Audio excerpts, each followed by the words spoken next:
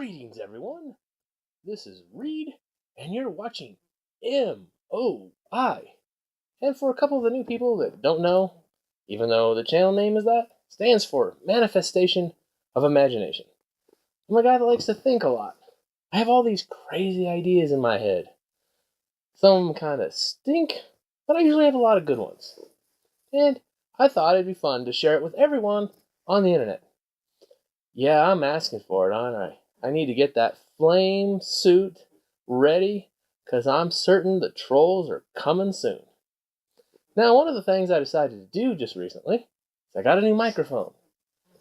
I have no idea how well it's going to work, so we're trying it out. And it had this nice little windbreak thing on it, and I'm hoping it'll help cut down on my horribly deep breathing. Problems with me is I have severe chronic congestion in my nose, so I have to breathe a lot from my mouth. And the other microphone, it hated me. Oh, it hated me. And doing everything, editing it, cleaning things up, doing the best I can with it, still made me think that I was in some sort of swamp tunnel. Yeah, I hated the audio. So we're trying something new. Maybe it'll work, maybe it won't. You guys can let me know in the comments and tell me, hey, that's better, or, man, that's really bad, don't do it. Hopefully, we've got an improvement. And I'm trying to watch the audio levels and stuff like that, learning this whole thing. It's funny, several years back, if you had said, hey, Reed, what do you think about doing YouTube? I would have laughed. Oh, I would have laughed. Never, ever would have thought I'd be doing something like this. But here I am, in the chair, about ready to make a video on some mystical subject that I stuck up in my head. Well, hopefully, this is actually good, because I wanted a message to get out. I have a lot of things I want people to think about, because the more people that prepare, dig into things before the big event happens, and we're all living in the great epoch, well, that's better for us. With luck, I will actually reach some people. I'm a little weird, and since most people are weird, they can hopefully relate to me. That's my goal, at least. Now, what is today's topic?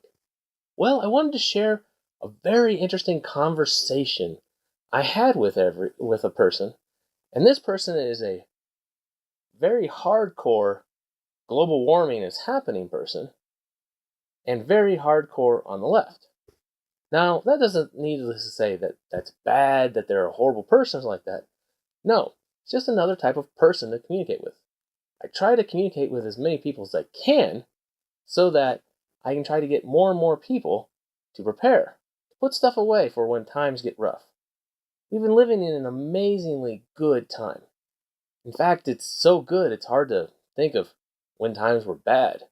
When you look at a lot of things that you see people complaining about, well, there's that hashtag first world problems for a reason. Because what people are complaining about is, honestly, just nothing. It's trifles. Even though the trifles get to me too, don't worry. Even I have trouble dealing with all the trifles. Now, so I was talking with this person, having a nice chat, doing stuff like that. So I decided to chat with them and say, oh, so what do you think about climate change? And got the spiel from him. And discussed some of the other points about it, resting my own view that I'm skeptical of many areas in certain places and stuff like that. We went back and forth. Now, the conversation did not get very adversarial or anything like that. It was a very peaceful discussion about it. Now, I asked the question, so, with this coming that you believe is going to happen, that we're going to lose all these land areas, the oceans are rising, ice is melting, there's going to be an ice cap or something like that, are you worried about crop failure? Are you putting things away, for food for when things get disruptive? And I got a resounding no. And so I pushed on it a bit further. I said, well, don't you think it'd be a good idea? Because with these kind of things, crops are going to fail. I mean, that's given in what, all the predictions say. Crops are going to fail. And the answer was still no. And it was interesting. Dived into it deeper with him. Went back and forth quite a bit. And the premise boiled down to something is that he believes that no matter how bad it gets, there's going to be still many regions that are very viable to live in. And all one needs is the economic money to join in those regions, and you're fine. Well, kind of a crazy prep in my mind. I mean, I guess you could call it that's your preparedness bug out plan for world changing events, but I just don't think that way. Because it's not something you can 100% control. It depends on so many factors way outside of your influence and control. Things you really have no ability to affect in any way. The other thing is, he's in the exact same economic status as I am down here. I'm not sure how he thinks he's going to buy his way in to these places. That's what's kind of interesting to me, is he's believing, oh, because of, my PhD that I've got, or all these credentials I'm trying to gather, I'm valuable. Well, if we're seeing world-changing events and everything's coming apart, who and who isn't valuable is going to drastically change. And a lot of these people who are buried in with huge resumes of, I've done this and this and this, and it's all paperwork, well, you're not going to be so valuable anymore. Who can make food is going to be valuable. Who can blacksmith something is going to be valuable. Who can process engineer a manufacturing technique to do things? That's severely valuable. Who can take all the wiring out of a house, wrap it all up, and build something else, reusing all that? Very valuable.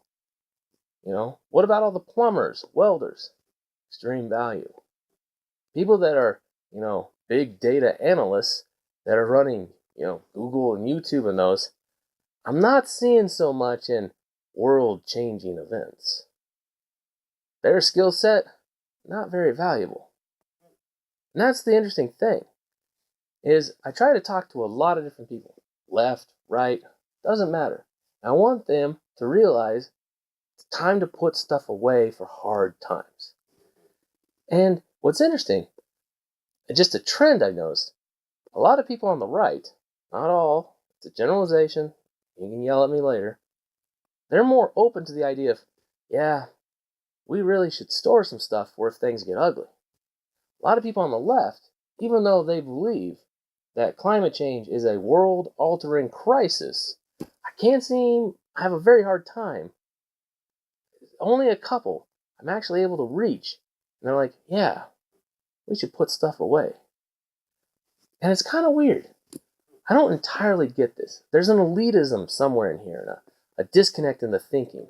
It's like they believe that they're going to be part of this, whatever solution it's going to be, they're going to be a member of this new class, and they're going to have their food, water, shelter, and all those situations and all those issues solved by the big, powerful government.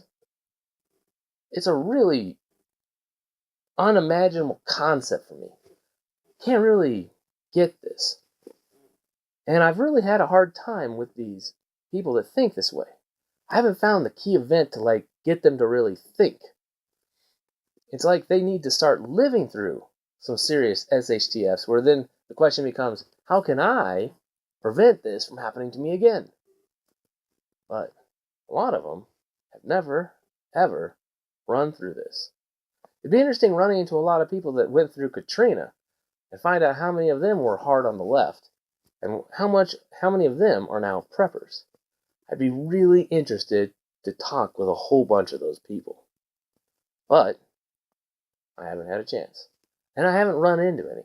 I'm actually pretty far away from that zone of where it happened. Now, I've run into other people. There's a couple I've run into that were hardcore on the left, that have had their own personal SHTF situations. And their outlook has severely changed. Obviously, I don't even need to reach them. They're already digging in, thinking, I need to prepare and put stuff away. They could see it as more prudence. I can get behind this idea fully.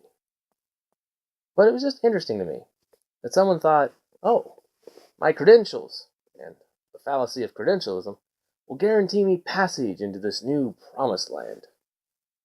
It was very strange. And it's something I thought others are here we could talk about. How many of you run into that are like this? Have you run into other people that for some reason have this thinking that the new promised land after this great world-changing, destroying climate change that's going to happen, that they believe they're going to be members of this? Well, if you think about it, it's just bizarre. I guess they've always won the lottery in their life. They've never had to worry about anything on that. Because I sure as heck haven't. Anything I've gotten, I've had to work my rear end off for. And really, really dig into it. I don't usually get credit from people. They're like, oh, hey, yeah, no problem. We want you. Come join our team. I usually am one of those people that more wins by doing. I'm not really the best well-spoken person out there. And I have trouble sometimes framing things in the right form of argument. So I usually end up resorting to the method of, here, I will build this and show you the solution. And then the rest of you who are just yakking will say, oh, yeah, that's a good idea. That's sort of my philosophy. Win by doing. And it served me very well in life. However, it is a ton of work. So there's my topic of the day. People that some reason believe world-changing crisis events are coming, but yet they won't prepare for it. How do we reach them? Anyone got any ideas? Love to hear about them. You also talk to these people? What have your experiences been like? I'd love to hear about those too. So it's sort of a random talking video, some philosophy discussion today. I've been coming off a cold from the weekend. And it was a pretty miserable cold, actually. Because I had more project ideas I wanted to get up.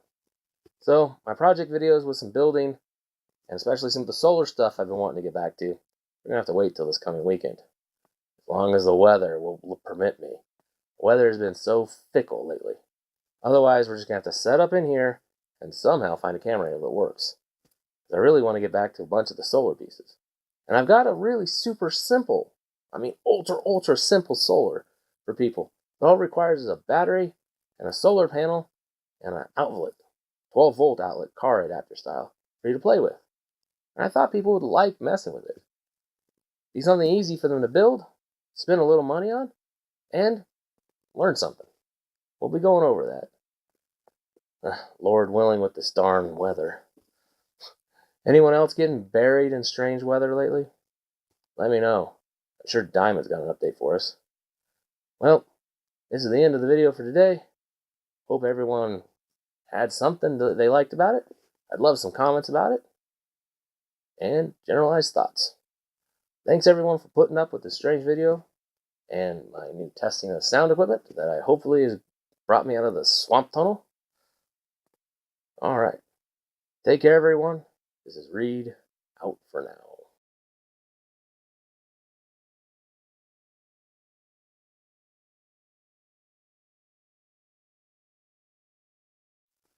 And it served me well in life. Although, it does mean it's a hard